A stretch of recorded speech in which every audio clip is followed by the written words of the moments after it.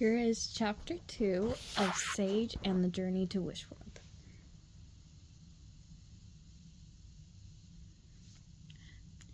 How do I look? Cassie asked shyly. Sage took one last look in the mirror and turned to face her roommate. Beautiful, she told her. Cassie was wearing a sheer white dress embroidered with a sprinkling of silver stardust.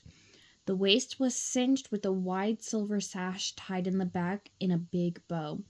Underneath, she wore a simple glimmering silver slip. On her head was a wide headband of glowing moons and stars. Glitter slippers completed the ensemble. You look lovely too, Cassie told Sage. Star salutations, replied Sage. She felt magical. Although her usual style of dress was simple and comfortable, she absolutely loved the floor-length dress and its layers upon ruffled layers of the softest lavender fabric. She admired the sheer bell sleeves and smoothed her braids, threaded with the tiniest twinkling lights she had ever seen. The two girls headed to the Star Quad. Before she knew it, Sage was separated from Cassie, swept away in a sea of students, all smiling and laughing. It seemed as if everyone, even the girls who had the hardest time saying goodbye to their families, was delighted to be at Starling Academy and thrilled to be in their fancy best. There were girls in ball gowns and dresses with long trains, others with huge ruffles that spilled down their fronts. They wore jeweled tiaras, fluffy bows, and hats of all shapes and sizes. A fascinator with flowers, a towering bright pink top hat, a face... Wait, what?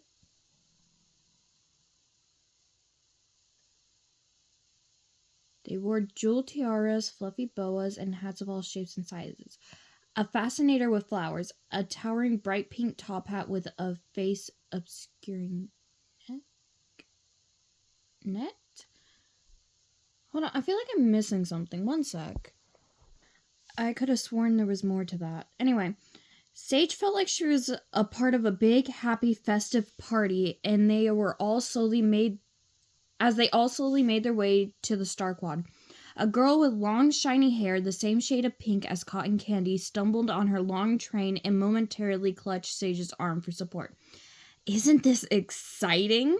She cried, looping her pink skirt over her arm. Sage nodded. It was actually the very definition of exciting. In her opinion. Finally, everyone was gathered in the Star Quad. A tall, regal-looking woman stepped onto the stage. She had sparkling olive skin and bright red lips and wore a long, flowing midnight blue gown with enormous sleeves that shimmered like the heavens at night. A single golden star sat in the middle of her forehead. But it was her headdress that really took Sage's breath away. A galaxy of stars clustered around her head, neck, and shoulders. Spinning and glittering, a hush fell over the crowd. I am Lady Stella, she said. Although she needed no introduction, she was so famous as headmistress of the most prestigious school in all of Starland that her name was often in the holo papers and her face on the news. Some truly obsessed girls even dressed up like Lady Stella on Light Giving Day, the holiday celebrating the first star day of the time of new beginnings, when starling children dressed up in costumes and went door to door distributing newly bloomed flowers. Every student in the room had gone through the same rigorous process in hope of attending Starling Academy. Application forms, essays, testing, recommendations. Only a small percentage of those who applied were granted an interview with the headmistress. An even smaller percent of girls was accepted. Starling Academy had a 100% attendance rate. Every student who was admitted chose to enroll. Every year. Lady Stella continued, Welcome to Starling Academy and the student procession.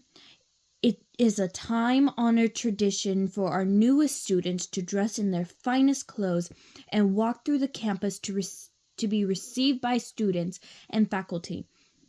We welcome you to Starling Academy to the Starling Academy community and congratulate you on your acceptance. We thank you for joining us in the pursuit of knowledge and positive wish energy. She raised her arms. Let the procession begin. A marching band began to play, and the girls started the procession. Teachers and the second, third, and fourth year students, also dressed in their finest clothes, lined up along the walkways and leaned down from windows and balconies to cheer. Sage spotted a student dressed almost entirely in black with accents of hot pink standing apart from the others. Okay. Iridescent bubbles filled the air, releasing the sweet scent of glimmerberries as they popped. There was something so special, so amazing about being part of the experience. When new students passed the Big Dipper dorm, girls standing on the balcony cheered, showering... It is not my day. Showering them with flower petals that changed color as they floated down and disappeared when they hit the ground. Welcome new students appeared in the sky in glittering script. Sage grinned as she took in the dizzying...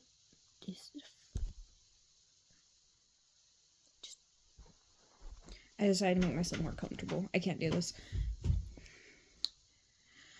Sage grinned as she took in the dizzying beauty of the scene. I will remember this forever, she thought. After the procession, the students were led into the auditorium, where Sage settled into a plush seat. Very comfy, she thought, as she softly bounced up and down. Then, just as she remembered something, "Hey, where's Cassie?" Sage craned her neck and looked around the room. She spotted her roommate several rows behind her, wearing a serious expression, her arms folded tightly across her chest.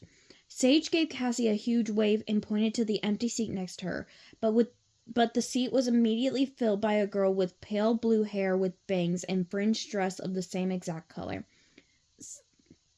"Sorry," said Sage pleasantly, "but the seat is taken." "Yeah," said the girl, an unpleasant smile on her face. "By me."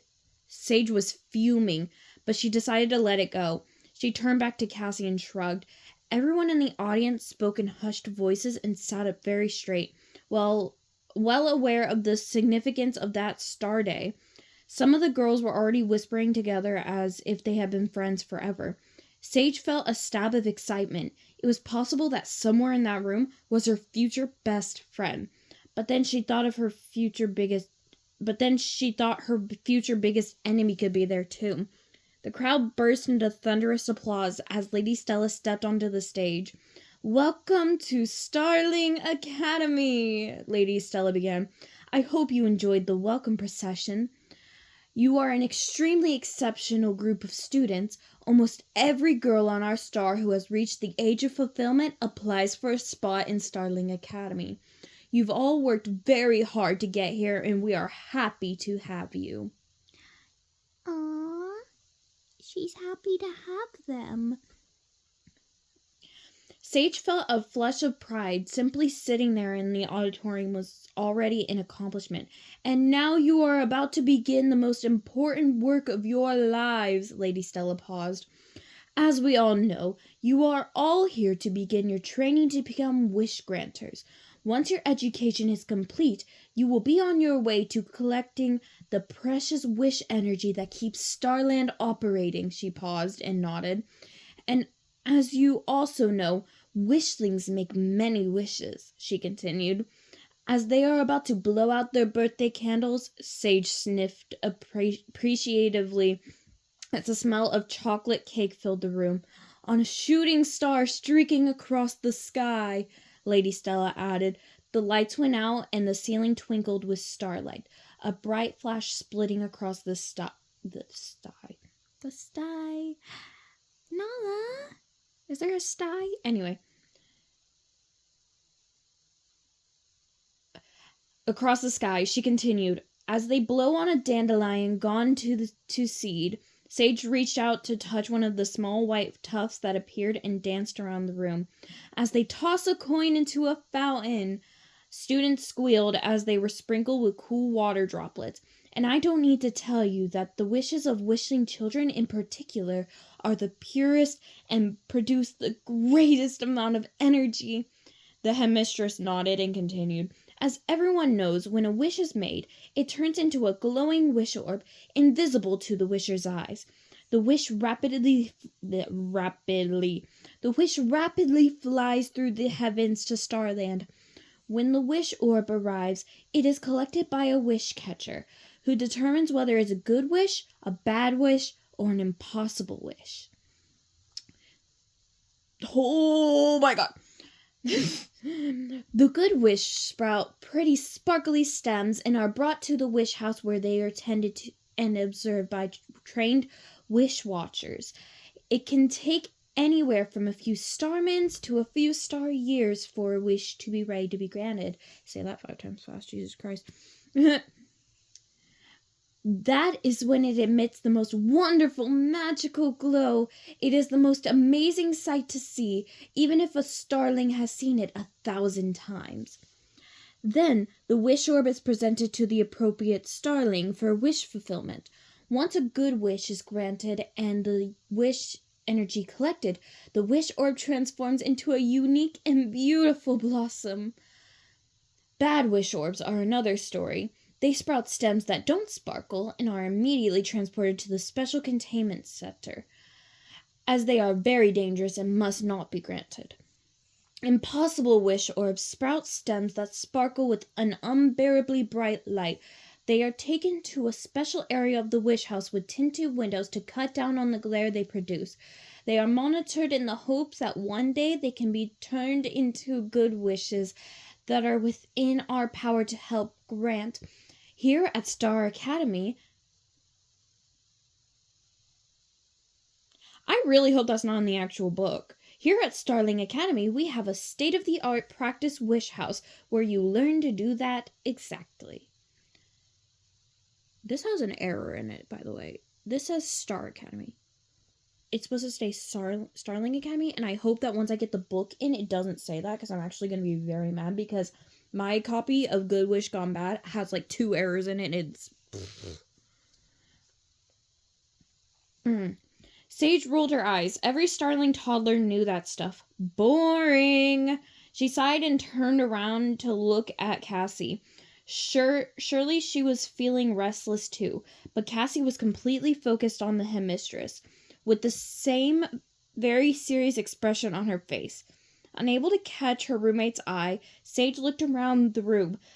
She spotted a girl whispering to her seatmate. Her orange hair was done in beautiful upswept style. The girl must have sensed someone's eyes on her, because she turned around, caught Sage staring, and stuck out her tongue at Sage. Sage didn't know whether to laugh or be mad. She quickly looked away. What a saucy starling. Ooh, say that 5 times fast, Jesus. What are with the tongue twisters? Sage turned her attention back to the headmistress, who was still talking. And I am so happy to report that this year's class is our most talented yet. Be prepared to study hard, learn a lot, and accomplish great things, and soon you will be on your way to graduating and becoming wish granters, Lady Stella concluded. Are there any questions? Sage raised her hand, and the headmistress shaded her eyes. Yes, she said. When do we get started? Sage asked. Head swiveled around, and there were a couple of giggles. Sage barely noticed. And what is your name, my dear? Lady Stella asked. Sage, she replied. The headmistress smiled and nodded, as she had known that all along. Before you know it, Sage, she said. Before you know it. Lady Stella clapped her hands together. So, now, everyone take out your star saps. You will be meeting in small groups for your formal orientation. You will receive a message telling you where you need to go. Sage placed her communicator on her lap and stared the blank screen expectantly. I'm Group 1, shouted a girl. Me too, said another. Sage looked over the shoulder of the girl sitting in front of her. The girl's screen lit up. Group 3, it said. Then report to the Constellation Classroom 313. Sage watched and... Whoa, hypo. Sage watched in dismay as girl after girl received her assignment and headed to her classroom, some joining up with fellow classmates and chattering excitedly. Still, her screen remained maddeningly blank. Finally, it lit up. SD. She stared at the letters, her brow furrowed. That made no sense. What does that mean? She wondered. The next message read, "Report to the headmistress's office." Sage nodded. Headmistress's office? Now things were getting interesting. "I swear to God, Poe, if you go under that table, I will punch you." The girl sitting next to Sage peered down at Sage's communicator from beneath her long pale blue bangs. SD? What does that stand for? She turned to the girl next to her and elbowed her in the side before adding snidely, "I know. Super dorky." Sage thought fast. "Actually, it means superbly delightful," she countered. The girl paused for a moment. "So doubtful." She finally crowed. I thought that said crowded. Dude, I cannot read. Crowed, obviously pleased with herself. "Well, you are most definitely not going to be my new best friend," thought Sage as she stood, pushed her way past the girl and headed down the aisle. Sage jumped as a cold hand reached out and grabbed her elbow. She spun around, ready for another confrontation, but it was Cassie, biting her lip and looking worried. "Sage," she said, "I got a weird message, and I'm not sure what to think." "SD?" asked Sage. Cassie's face brightened. "Yes! You too?" she asked. "Me too!" replied Sage with a nod. "Superstar!" Cassie said, looking very relieved. I think it must be something good," mused Sage. "Oh, are you leaving me?" Oh. Okay, I'm gonna stretch a little bit. One sec. Okay. Cassie blinked. "I hope so, but I'm a little worried. What if we're in trouble or something?" Sage laughed. How funny. That had never even crossed her mind. "Only time will tell," she said. She leaned down slightly to link arms with her roommate, and the two walked to the headmistress's office together. It was nice to face the unknown with someone familiar by your side, even if you had just met her for the first time a short while earlier, even if she ate strange snacks and had weird closet issues, even then. Okay, so that was chapter 2. The next one will be chapter 3.